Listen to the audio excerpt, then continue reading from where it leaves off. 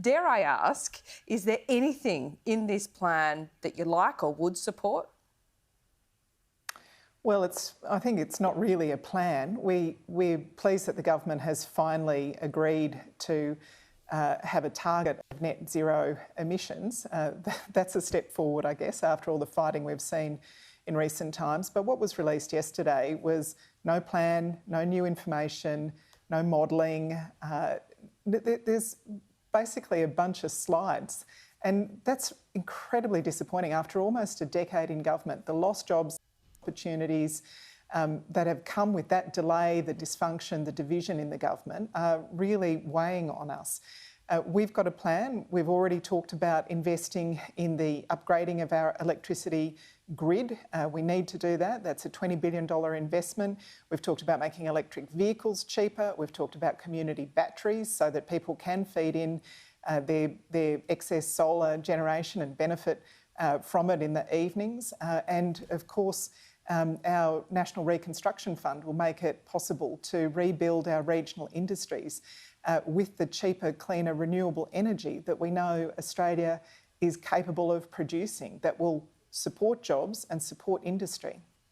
I must confess, I haven't read through the 120-page document myself, all of it just yet, but I mean, it is difficult. It is always going to be somewhat of a gamble when you're putting policies in place that are kind of on a 30-year timeline. At the last election, Bill Shorten got into a bit of trouble for not being able to talk about the cost or the detail. So where's Labor at with all of this? You do have a plan, but there's still a lot of holes and a lot of detail to come. So what do you need to be able to give us that detail? Well, we're committed to bringing down the cost of energy, bringing down emissions and creating jobs doing it. We're committed to legislating that zero net emissions target. We will have more ambitious interim targets and, like I say, we've already announced a number of our policies. But I continue to be a bit frustrated by this discussion of Labor in the last election. Warwick McKibben's modelling at the time showed that the cost of Labor's policies and the cost of the government's policies were the same, despite the fact that we had more ambitious targets because we were prepared to allow carbon offsets from overseas carbon markets to be used. So the cost, according to Warwick McKibben, was the same. And what we're never talking about, Laura, when we have this discussion is the cost of inaction, the jobs that we've missed out on, the energy price reductions that we've missed out on. Even the Business Council of Australia, traditionally opponents of the zero net emissions target, have come on board and they have done their own modelling that shows over coming decades, if we continue to refuse to act as a nation, it's going to cost us $900 billion in economic growth and 200,000 jobs. We now have Qantas, Wesfarmers, BHP, all of the biggest companies in the nation, some of the biggest emitters that have signed up to the zero net emissions target. Obviously, every state and territory signed up ages ago. The National Farmers Federation, the Meat and Livestock Corporation, all of them have these targets, have had these targets for ages. It's bizarre that the government took so long to come on board. The fact that they let Barnaby Joyce have right of veto on this policy is like putting an anti-vaxxer in charge of our COVID response. It has cost us, these delays have cost us jobs, they've cost us economic growth. Other countries would be rubbing their hands in glee at the fact that we have so many natural advantages and yet we're so slow off the mark on capitalising on those natural advantages that we've got. Well, the first time ever, I think there's been an acknowledgement from the Conservative side of politics that the cost of inaction is going to be more than the cost of acting. They put a price tag on it saying that this plan will actually be about $2,000 better off per person. Do you know how they've got to that? Because we don't have the modelling. Well, we don't have the modelling, and it is outrageous that the government have used Senate procedures to try and prevent the modelling being released. It is bizarre that they have done that.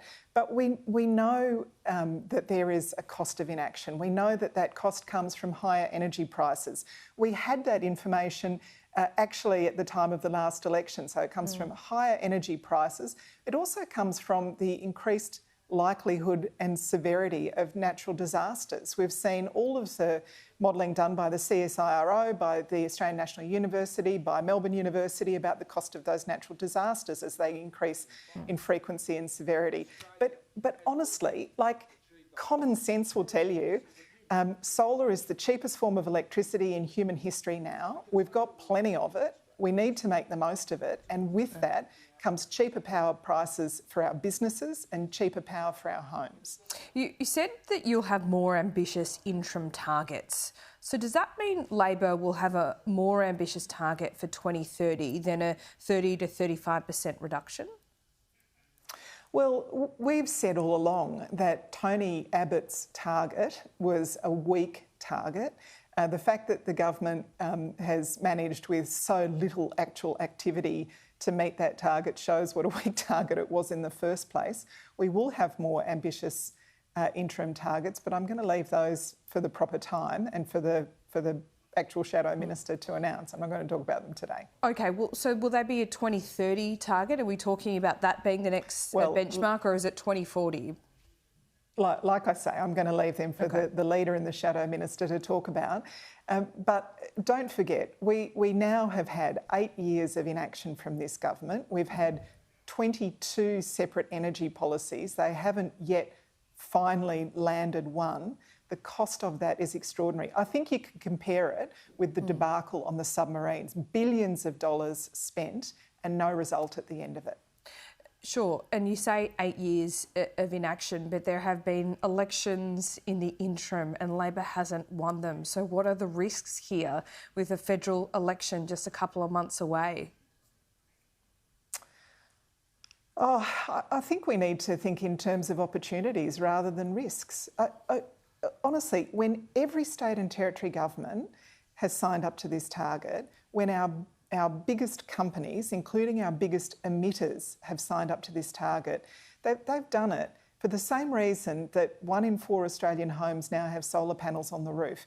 They've worked out that there is an economic opportunity to be had here, and it's our job to reassure people right across the country that we understand the economic opportunity of cheaper power for their homes and businesses, and that we know that has to lead to jobs in every community across Australia. That's our job.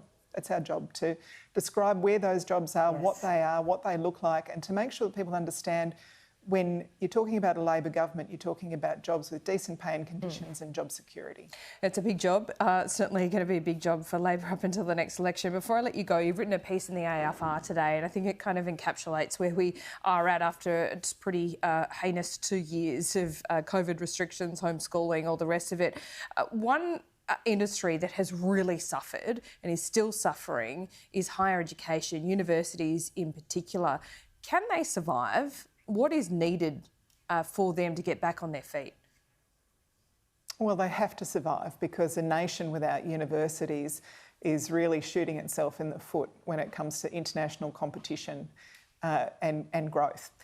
Our universities have really suffered. This government denied them JobKeeper. They've lost 40,000 jobs out of a workforce of 200,000. That includes 7,000 researchers. So it's not just the young Australians who are missing out on an education, and we know that more and more young Australians are applying for a university place or a place in TAFE. They're missing out.